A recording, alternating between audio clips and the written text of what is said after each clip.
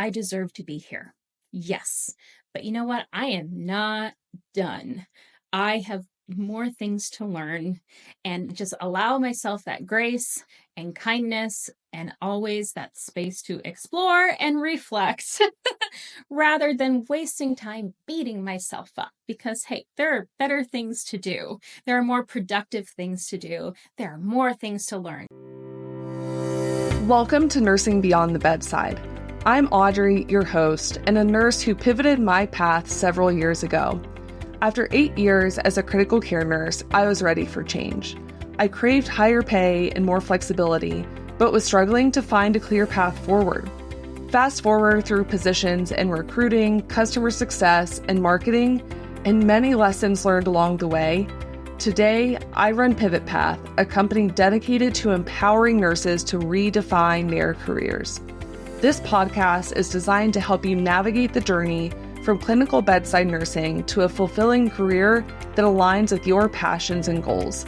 Here, you'll discover inspiring stories from nurses who've gone beyond the bedside, successfully transitioning to non-clinical roles, or redefining their nursing career. Join us as we hear their stories and share actionable strategies to help you make your own leap.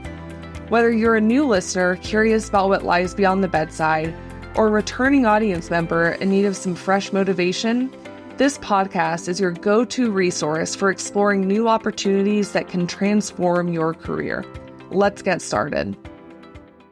Today's guest is someone who reminds us that nursing careers don't have to follow a straight line. They can evolve, stretch, and grow in ways we never expected.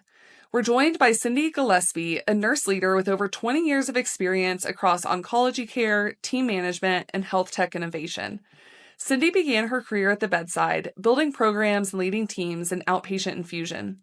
Today, she's a senior manager of clinical abstraction at Flatiron Health, where she leads a fully remote team of nurses, registrars, and research professionals, helping them transform complex patient data into insights that improve cancer care around the world. In this episode, Cindy shares her journey from direct patient care to strategic leadership, how she's built her personal management philosophy, and why work-life balance is not about perfection, it's about presence, intention, and giving yourself permission to adapt. Wonderful to be here. Thank you so much for inviting me. Absolutely. I love that your journey into nursing started so early. Can you tell us a little bit about your early interest in nursing and what drew you to the profession from a young age? Yes. So my mother took the whole concept of bring your kid to work today very seriously. She worked for a small community outpatient hematology and oncology practice as a physician secretary. And it was just a small 3-physician practice in the little town of Winter Park, Florida. And at the time, my parents couldn't afford the after school care. And so she would bring me to work every day after school. And this, of course, was long before the days of tablets and smartphones, even Yamagachis. So I had my homework, I had a book, and then I had the chemo room. And of course, that is frowned upon today. Don't bring children into treatment areas, especially when you're treating adults with chemotherapeutic agents. But whenever I was finished with my homework and the things that I needed to do for the day, I was invited to go back to the room with a basket of snacks and beverages for the treatments. And so patients who were getting their infusions, sitting in their chairs, I would walk myself down the hallway and offer them their snacks. Sometimes if I was lucky, I would get to be their distraction while the nurse was starting an IV or accessing a port. And that was really my introduction to the medical field and oncology specifically. Yeah, that is so interesting. And you're so right. Like, that's a situation that today I don't think we would see. But what a cool introduction into the medical world for you as a kid. You know, boots on the ground, working with patients, even if that was in just snack delivery. Absolutely. Another favorite pastime was every now and then one of the physicians would pull me into his office if he happened to have an x-ray film up, and he'd say, Cindy, check this out. So I get to see all sorts of cool things so very young in life. And what was most interesting to me at the time was realizing that, hey, there are some kids that get really freaked out by this or scared or they think it's gross. And whenever I was exposed to these different situations, something lit up inside of me. I got really excited and intrigued. And I think the doctors and nurses there picked up on it because the more they saw my interest, the more they wanted to introduce me to different things, age appropriately, of course. And how did that seed being planted so young, how did that end up evolving over time to you actually like entering the nursing profession and like building that foundation for yourself? Yes, well, exposure is such a great way to instill and encourage curiosity, right? So just constantly being in this place where there were warm, enthusiastic, caring nurses and physicians that were willing to teach and show me things, even front office staff who would say, hey, like, pull up a chair. Every now and then, at the end of the day, maybe there were some rolly stool races down the hallway. Just being in that environment where all of these people who are caring for patients, some of them in one of the darkest times of their lives, they are warm and they are welcoming. And it just felt like I was within this little community within a community. And just that warmth and sense of belonging, in addition to the encouragement of my curiosity and being willing to teach and show me things, a light just went off. I was like, this is what I want to do. This is where I want to be. These nurses who are so bright and warm, I want to be like that. And that was the gateway that I just could not wait to walk through as I got older. You know, what you just described is such a kind of picture perfect scenario of an environment where any nurse, whether you've entered the profession already or not, wants to kind of grow up in as a nurse, right? Like, especially if you're a new grad or new to a unit or, you know, learning a new specialty, being in an environment where it is like warm and welcoming and like safe to be curious and ask questions, that is kind of what we all dream of when we're like new nurses. And unfortunately, a lot of us didn't experience that as our first, you know, learning environment in healthcare. So I think that is just so special. And so tell us about like what you ended up doing with your own nursing career then. Absolutely. So I went through the paces of being a nursing student. I was exposed to all of the specialties. I wasn't fully convinced that, oh, well, even though I've been around oncology my whole life, like that's not going to change. Like I wasn't married to the idea of oncology is only what I'll do. Maybe there's something else out there. But every time I got into a different rotation, there wasn't that spark. There wasn't that interest. But when I got on that oncology floor, my last semester of nursing school and did my practicum there, I knew it's like, this is the specialty that I want to be involved in. I did not want to work for the hospital, and that is okay. I want to share with the listeners. Not everyone starts in the hospital. I definitely did my time as a nurse tech. I did my practicum. I did enjoy getting to learn the ins and outs of the hospital because later, when I joined that same practice that I grew up with as a graduate nurse, I would be calling that floor. I would be able to understand what the unit secretaries needed from us when we were saying, hey, we need a direct admit. I needed that exposure. I needed to understand how things worked in the hospital so that I could facilitate their workflows when our patients were sent to the hospital, or maybe when we received them from maybe a really intense, acute reaction to chemotherapy, or maybe they were really struggling with some neutropenia.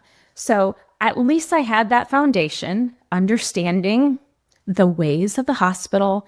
But after I graduated nursing school, those same physicians who grew from 3 doctors to 7 in that period of time, they actually sat me down and said, hey, would you be interested in working for us? And I said, you betcha. And some of those same nurses who would do rolly stool races with me down the hallway, they said, come on, I'm going to put you under my wing. Let's go ahead and let's really get into the nitty gritty of being an oncology nurse. And that's where I was for 10 years, from graduate nurse to floor nurse to charge nurse to nurse manager. That is such a full circle story. I love it. And I want to ask, what about nursing in the hospital kind of steered you away from that path? Was it more just the work-life balance that comes with that kind of shift work, the type of patient care that you're providing there versus the clinic setting? What exactly was it that pushed you, beyond having this existing relationship with the clinic? Right. What was it for you that you experienced? Aside from some of the bureaucracy of you have to do something a certain way every time, regardless of the situation that a particular patient is in, struggle with that a little bit very early on. But aside from that, I had a very unfortunate physical limitation. I herniated a disc in my lower back my last semester of nursing school, and that was the end of that 50-pound weight limit for me. So that option, even though I wasn't too thrilled about it to begin with, that option truly was off the table, and I had to find something different. And I'm so glad that the something different became something that I was already loved so much. Well, I know that that part of your story is going to resonate with some listeners, because I have so many nurses who reach out to me through Pivot Path, and the reason that they are looking for something beyond their bedside role is some sort of health, medical, physical condition that is limiting them from continuing a job that they've held for so long and needing to look for other options. So I think that it's really cool that right off the bat, you were able to find this different path. And it's a great story just to showcase that there are so many paths that are not working bedside in the hospital. So Absolutely. I love that. And so at what point did you start to feel a shift or a desire to kind of expand or look beyond the patient care and the work that you were doing at the clinic? There are really two factors. The first one being that the practice that I had been part of for so long was going through an acquisition. And that made me stop and look at my personal values and how they did or did not align with the direction that that acquisition was going in. And I'm sure there are so many nurses out there who have come across the exact same scenario. So that was the first one, truly external, where it's something big is coming, and I have to figure out, am I on board with it? Mm-hmm. The second thing was that I had a little itty bitty baby. This was my son, my youngest. And I had been so fortunate up until then to have family members watch him. My grandparents, his great grandparents, crawling under the table with him, taking care of him every day so that I could go back to work then as a nurse manager in the clinic. But unfortunately, my grandmother had a heart issue. And that was also a situation where, okay, this option is no longer on the table. What am I going to do about it? And so I came to a fork in the road. Do I stay? Do I tamper my feelings about my intrinsic values related to what's going on in the business? Do I also tamper my values around strangers watching my child? And I will never say that that is not a viable option. So many nurses, moms, parents have to make that decision, and that is always yours to make. For me, that was really difficult, and I had to come to terms with, how comfortable am I with this? And when I really gave myself time to think about it and explore those feelings and pause and say, okay, Cindy, what are we going to do? What are the options? A beautiful door just so happened to open. And I wish that not all parts of my story sounded like fate just happened to open those doors for you. Like you were 7 and you just so happened to be part of this practice and you started there. And then, oh, when the time was right for you to leave, this other opportunity just so happened to open. Truly, truly, this is how it worked out. I was approached by then a clinical lead who worked for Flatiron Health, which at the time, Flatiron was also an itty bitty baby. It was a startup company, and they were offering contracts for abstractors to work from home. And my mind was blown. I had never heard of working from home as a nurse, and it sounded too good to be true. Mm-hmm. It truly did. And I thought, well, if it sounds too good to be true, it must. That's what Mama always said. But I said, you know what? Why don't we try it? I'll do it part-time in addition to my full-time manager role, just to get my feet wet and see, is this something that I could do next? So I did both. It was not easy. Did both for a couple of months. Again, the acquisition language is swirling around in the background. I've got a decision that I've got to make soon. And one evening, I just so happened to be online with the clinical director at the time. And she said, Cindy, I see you're a manager. Would you be interested in being a manager for us? And I said, you know what? Yes. Let's do it. And the following Monday, I handed in my 4-week notice and said, I guess this is just what I'm supposed to do. I'm going to take a chance.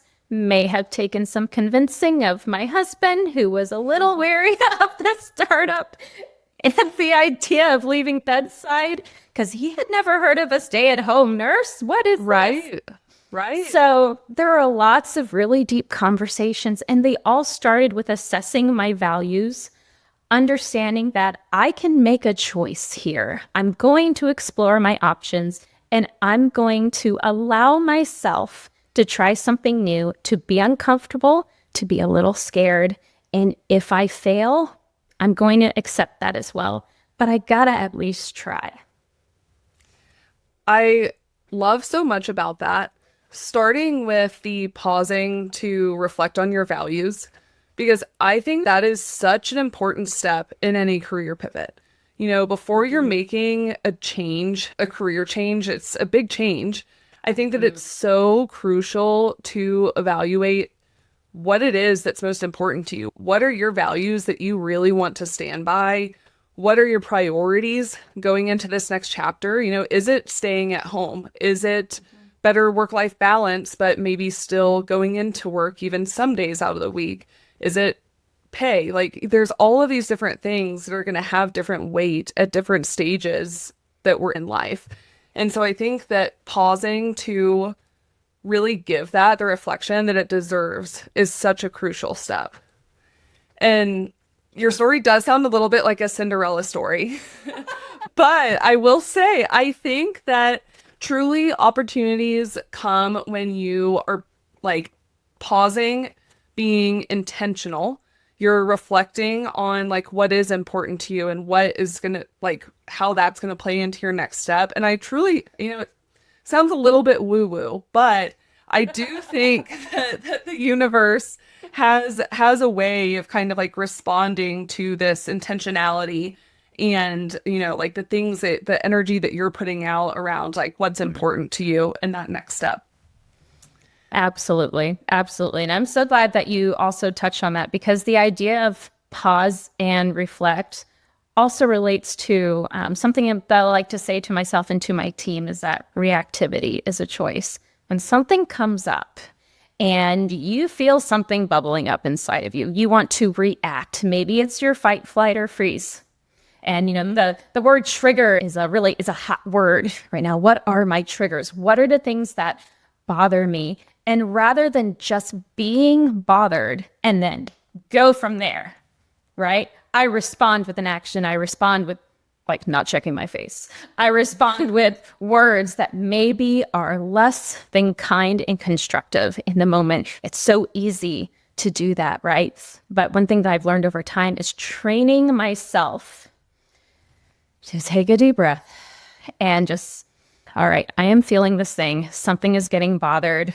I could react really negatively right now. I am going to choose not to.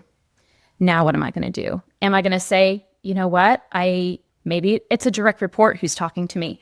I hear you. And how about we give both of ourselves a moment to think about this, and then I will gather my resources and some more information and share it with you, because I'm hearing a lot of emotion and I've got emotions myself. Or in my family knows if mom is pausing and taking a deep breath, right now she's making a choice in her mind, which means you can make a choice as well. Are you going to push the topic, or are you going to step back a little bit? Mother of a teenager speaking here. So again, the pause and reflect is related to this concept that reacting is a choice. And just like what I've had to do every step along the way, from changing a career to maybe pursuing a higher level role within, the place where I've been planted, it has always necessitated a very thoughtful pause. And okay, let me think about this with as clear a head as possible before I action. Mm-hmm. That is such an important skill and a pretty difficult one to master, I will say.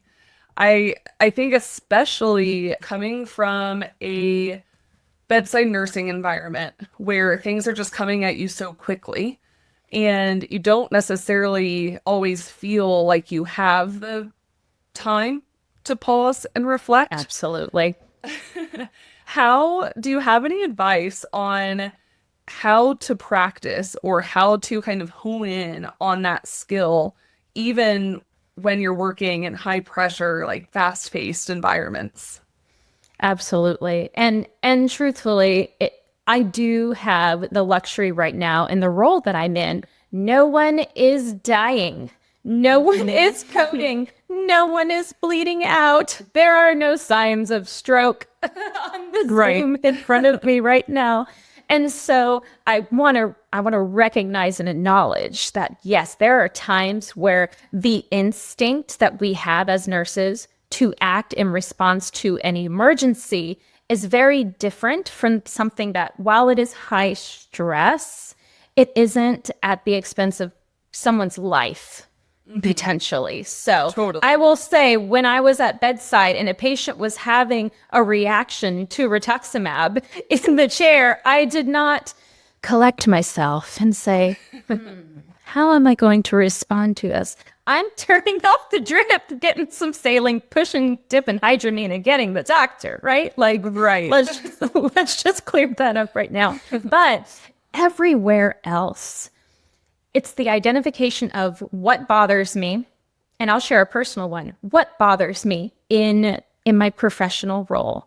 What bothers me is when I've worked so hard to roll out what I think is going to be this incredible improvement for my team, which consists of 60 full-timers, again, remote nurses, researchers, registrars, and then almost 2,000 part-time similar roles contributing to the abstraction.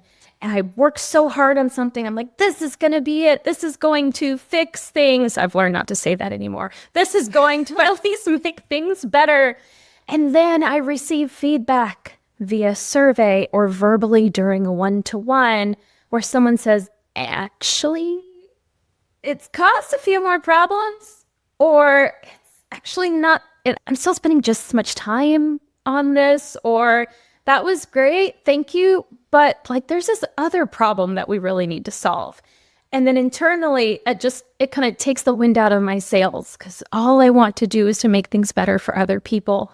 And so I could react, but what I've trained myself to do is, okay, it's just take a deep breath, listen actively, don't resist what they're telling me, try not to get defensive, and be open to what they have to share.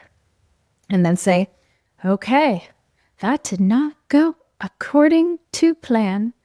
And let me sit and think about this. And then what do you recommend? What would make things better for you? Because the other option is to infuse that same conversation with toxic positivity.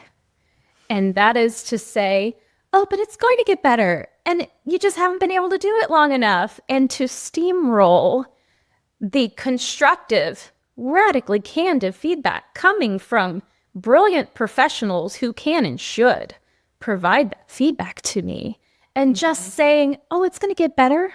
It's going to get better. That is something that I have learned. That's something, yes. And there are things that we need to sit with and get used to, like features, tools. Maybe you've got a new pump. You're at the bedside. Yeah. In tech, it could be a new user interface feature that we're trying out.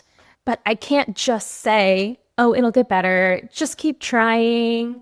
Better days are ahead. Work will get easier. I have learned not to do that. Thanks to, again, wonderful direct reports who put up a mirror to me and said, Cindy, I need you not to do that. I need you to be real. I need you to acknowledge that this kind of stinks right now and that what I'm saying is valid, and just that you're going to do whatever you can to address it. Don't fix me. You don't have to fix everything as nurses. Our instinct is that I want to make things better. I want to fix it, right? Always. But you're not always going to, especially in a non-traditional nursing role. There are times where you can't fix something right away. That you're just going to have to say, okay, maybe I have to pivot a bit. Maybe I need to adjust the way I approach this. Maybe I need to swallow my pride and say, yeah, I wasn't solving the right problem. I'm going back to the drawing board. Let's figure this out. Yeah, I mean, I think that all of those are such important lessons and really good messages. And clearly, you've really kind of refined your leadership over the years. Tell us a little bit more about, give us a little bit of context about, what Flatiron does. Yes. And tell us a little bit about your professional journey with them and kind of what that transition from the clinic into working with a startup looked like. Oh, yes. It has been a wild ride. Let me tell you, from showing up every day from 9 to 5 in a clinic to just changing into different activewear and going into my home office. In the early days of Flatiron, I needed to fly up to New York every quarter to interface with my team because, again, we were very, very small, and a lot of us were doing a lot of the work ourselves, work that is now done by so many others. And so just to step back a little bit, Flatiron's mission is to improve and extend the lives of people with cancer by learning from their experience. And so this is so incredibly important. What spoke to me about this mission was, wow, I can have a positive impact on every person with cancer, not one at a time, not a few with infusions going at the same time. Like tens, hundreds, thousands of patients could benefit from what I'm doing. That's cool. That really spoke to me. Again, that desire to help and improve. And so the way Flatiron does that is, first, it's important to understand that Flatiron is the intersection of medicine and technology. So we know that today, treatments and outcomes of a very small percentage of patients with cancer are captured in clinical trials, right? And those have traditionally formed the evidence base for most of our treatment, our development, regulatory decisions, right? We're all very familiar with the importance of research. And what Flatiron does is Flatiron helps fill that gap, that the remaining percentage of patients, representing them by curating high quality real world evidence. And that comes from aggregated, de-identified patient information. And that's captured during routine care in the hospitals, academic centers, and at those community clinics where I started. And so that was my beginning, how I got into Flatiron, why I was so intrigued by it. And I started as a team lead in Flatiron, managing just a few people, just a few. And then over the past almost 10 years, those few people then became 70 contractors, then became several hundred contractors, then became now 60 full-time US based and almost 2,000 part-time workers. So there's a lot of scaling, a lot of developing that people management, and then climbing a bit, going from a manager of a small team to now senior manager of multiple managers who have their own teams. So that's what that progression within Flatiron looked like. Yeah, that's incredible. And I hear from so many nurses, and like this was my experience with pivoting into health tech as well, but many nurses who step away from a bedside role initially kind of worry about losing that ability to make an impact on their patients because we're so used to that day-to-day hands-on impact that we make. And what I've found, it sounds like you found the same thing, and so many other nurses that I speak to on this podcast find that when they step into these roles for a company where they are truly mission aligned and they are working to solve a problem that they are passionate about, they really continue to feel like they make an impact and a much broader impact than what they were able to do, one-on-one with their patients at the bedside. So I love hearing that that was your experience as well. Absolutely. And I know that you touched on a couple of things. One of the things being, switching from going into work to the clinic every day to, your different athleisure outfits that you're wearing into your home office. And let me tell you, I am the same way. I'm only wearing a sweater today because we're recording. Usually I am full athletic wear. But what were some of the other things that you noticed in this transition from working clinically to working remotely? And, these can be things in like your day to day that shifted, or things just like with work-life balance that you noticed emotionally. Like, how did things shift for you when you took a remote role? Yes, I will say that when you work remotely for a company that you believe in, with a mission that inspires you, doing work that you just can't wait to start, you tend to work a little more than you would when you have to go into an office and then you get to go home at the end of the day. I did those early days. I know I clocked way more hours than I normally would have back in the clinic. Granted, I was salary at the time, so who's counting the hours? And again, we were a startup, so there's like everyone is sitting on the floor together, really chipping in to build the company that, of course, it is today. And so working hours, more hours than I used to, was something that I definitely needed to shift around. I started early morning, then took my youngest to school, and then I did some work, and then picked her up at the bus stop, then did some more work, then made dinner, and then did some more work. And that was something that I had to really refine over the years of, I'm going to create some very set blocks of time that are only devoted to work and those that are only devoted to family. And when I am devoted to family, I need to be 100% devoted. So that was something to identify in myself and try to improve on in those early days.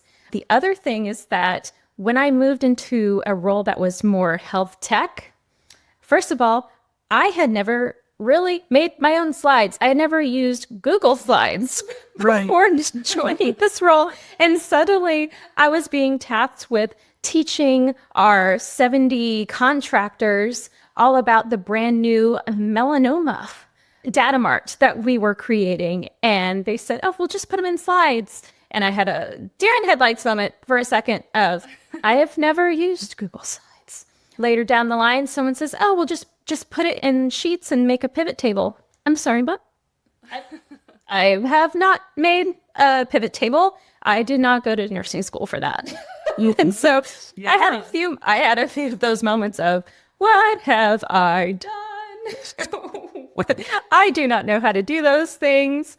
But again, fear is also a fantastic teacher, and humility is something we should all be faced with on a regular basis.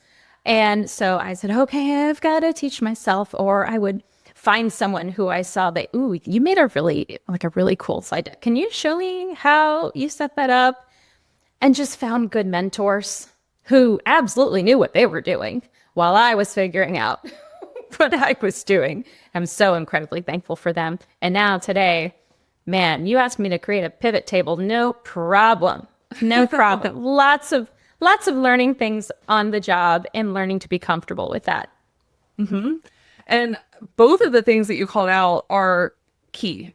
I think that I don't know if I want to call it a trap, but the situation that a lot of nurses and I myself found myself in when I switched from that bedside role to working from home is you do tend to work more. You're not clocking out and leaving the facility to where you can't do anything else. You're not there anymore to, I just saw that email come in. My computer is sitting right there. I could just take care of that versus my working hours are over. I will take care of that when I sign in the morning. Absolutely. It's tough. And setting those boundaries, learning to time block and organize your day is an important skill to learn because that comes so naturally in our shift work. Meds are due at a certain time, assessments need to be done at a certain time, then there's going to be rounds. Our day is kind of structured by these tasks versus when you switch to a remote role, generally it's not that way and you have much more freedom with your time, which is a great thing, but it can also sometimes feel a little bit stressful when you're just learning how to organize your day. Absolutely. Absolutely. My very first work block of every day is titled email and Slack triage. Whatever has happened since the day before, now is the time that I'm going to sit down with my first of maybe 3 cups of coffee and really see what happened, prioritize my interventions. Do I need to speak with someone? Do I need to fit in a one-to-one somewhere to get more information? That is the time to address it, not when it's time to make sure my kids are in bed. Definitely. And the learning as you go, learning on the job, I think is something else that is important to address because I feel like as nurses, we hold ourselves to pretty high standards when it comes to knowing how to do our job from kind of the get-go. And, we're coming from this environment where, we talked about earlier, working remotely is not life or death. We're oftentimes coming from this environment where it is life and death and the consequences are much greater and there's not as much tolerance for learning on the fly and maybe you mess something up, and I think that recognizing that and taking, if you're doing a career pivot and you're transitioning from clinical nursing into health tech, there's going to be things you have to learn, like Microsoft Excel, like Google Sheets, all of these things and putting together a slide deck. These are things that we have to learn. And so I think that what you mentioned of just looking around you and seeing who's doing it well and kind of seeking out their expertise is a very smart way to do it because you can get your answers without having to flounder. Absolutely. Absolutely. And I know that you obviously have had a long trajectory with Flatiron and have kind of climbed in the ranks as far as who you're leading and managing. And so I know that you are pretty passionate about people management. Yeah. What is it about leading people that makes that such fulfilling work for you? Yes, people management is my jam. And not in the sense of I like being in charge of people. My personal, I guess you could call it a management brand. My philosophy is that of a servant leader. These are people who are relying on me to find them resources, to help manage their capacity, to inspire and motivate them to do the best job that they can, and sometimes inspire and motivate them to move to something else that would be a better fit according to what they need at the time in their life. I love being in a supportive role. It used to be for independent contributors, like as a charge nurse or the nurse manager for the floor nurses, right? Very, very few tiers in that area, right? But now as a senior manager, I get to manage managers. And it is hard being a manager. It is hard really being responsible for the engagement and performance of people who truly do want to do their best, right? But they also have so many things going on outside of work, and the manager is often the person who is listening and supporting and connecting them with resources. And if you have multiple direct reports, you're listening to multiple stories and having to figure out, how do I support these people with where they are now? But also, how do I support the business? Because at the end of the day, we all really want a paycheck. We need to be able to maintain our livelihood. And then, of course, on top of that is there are people with cancer counting on what we do, right? So like that's looking at the multiple aspects of the picture there. And as a senior manager, I love that I get to nurture and support the people managers because I've been in their shoes. And I have had personally wonderful managers who inspired and motivated and pushed me to be better, weren't content with letting me stay where I was when they knew I was capable of more. And I want to be that person for those managers, because those managers that I had, I would not be where I am today without their motivation, inspiration, that pushing, and just recognizing that I am getting a chance to benefit from their style. I can do that for others. And so again, that idea of watching people who you notice are good people managers. What is it about them that you aspire to be? And then pulling that into your own practice is something that is so very helpful in people management. And the only other piece that I will speak to, unless there's more that you would even like to dig into further, is that in senior management, there were still a lot of new things that I had to figure out. Being in a room of other senior managers, directors, VPs, there was some lingo I was not familiar with. The idea of strategic initiatives and contributing to objectives and key results and connecting those of your business unit to the greater company. That was brand new to me. And I started to realize like I need more education in this area. I need to better understand the lingo, which is what sent me to Cornell to pursue their executive leadership certification of, okay, I'm going to go ahead and pursue some more education for myself so that when I come to that table, I feel like I can contribute more. Mm-hmm. So, and then I encourage that, of course, in the people that I manage. You're a people manager. What additional training do you need? What additional knowledge do you want? How can I facilitate that learning? Get you connected to resources, even if it's LinkedIn learning or articles or something like a certificate program. I want to encourage that. Yeah, absolutely. And you kind of talked about how through several different stages, there were things that you didn't know that you needed to learn. Did you ever, I'm sure that there was some sort of, discomfort involved with that.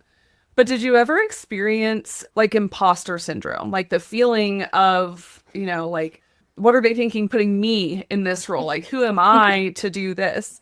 Did you ever experience that? Or was it more of just like, ooh, like this is uncomfortable. These are my knowledge gaps. Like, let me go and fill those gaps. Oh, I still experience the occasional imposter syndrome. I think it's difficult. I think it's difficult to not experience that completely when you're in a place of appreciating moments of humility. Mm-hmm. And when you're trying to embody a growth mindset, right? Like, it's going to be difficult not to think, what am I doing? Whose brilliant idea was it to hire me into this? And so, but you have to balance those feelings of inadequacy and questioning yourself with, okay, again, pause, and reflect. What got me here? The skills that got me here, that made me successful up until this point, aren't necessarily going to be the skills that allow me to be successful in this next role. I have got to keep growing and expanding. That is going to be the expectation. And if I can remind myself of like, hey, There's a reason I'm here. I deserve to be here. Yes. But you know what? I am not done. I have more things to learn, and just allow myself that grace and kindness and always that space to explore and reflect rather than wasting time beating myself up. Because, hey, there are better things to do. There are more productive things to do. There are more things to learn. So let's get it together. Yeah. And that pep talk in the mirror, that still happens. Not going to lie. Definitely. And I want to kind of wrap us up by pulling out, any last bits of pearls of wisdom that I can get for you. Because we've covered a lot of really good things, about the reactivity being a choice, pause and reflect. We touched on toxic positivity and like leading others. Anything else to share with the audience, whether that is advice for nurses who want to lead others or stepping into leadership roles for the first time, or for nurses who are just kind of maybe feeling a little bit stuck in their career and unsure of what their next step, like what might you pass along to those listeners? Absolutely. To the first part of those who are considering something in leadership, I would encourage you to start small.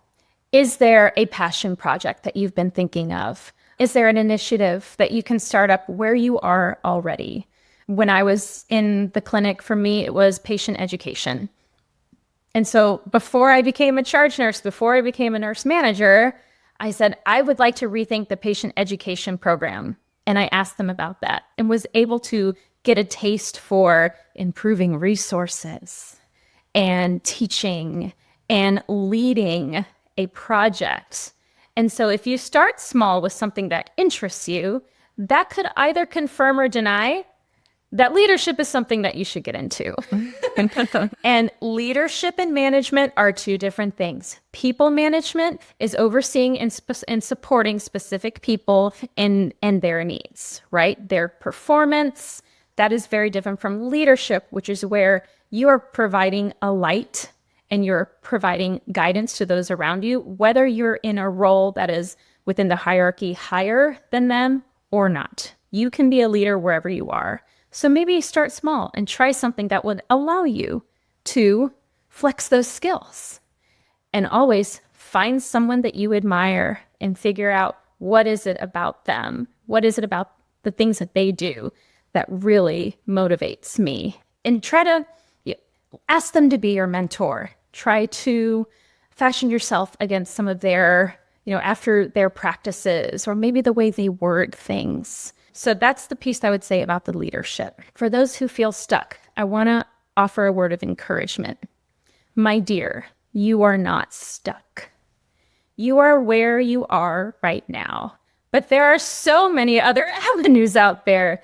And sometimes the first step to really allowing yourself to explore the possibilities is what you're doing right now. You are listening to a podcast, listening to someone who took a very different path. And there are so many others before me. I've been listening to some of your other features.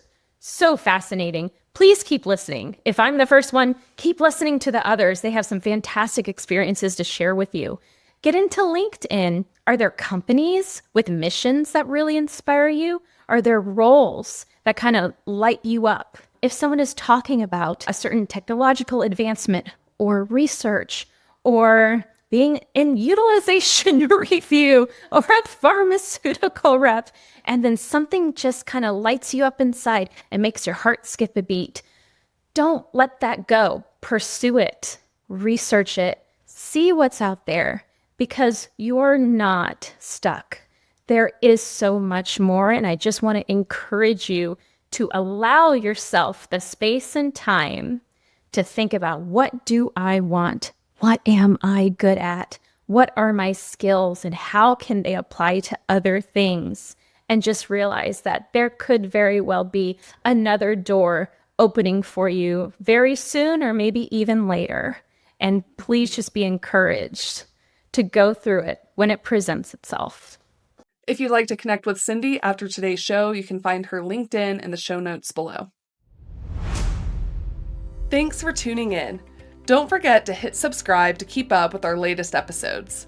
And if you were inspired by today's conversation, I hope you'll share this episode with someone who'd love it just as much as you did. If you're ready to pivot your path, sign up for my free newsletter at mypivotpath.com. Get non-bedside jobs delivered to your inbox every week. And if you have questions or just want to say hi, feel free to email me at audrey@mypivotpath.com. Thanks for listening, and until next time.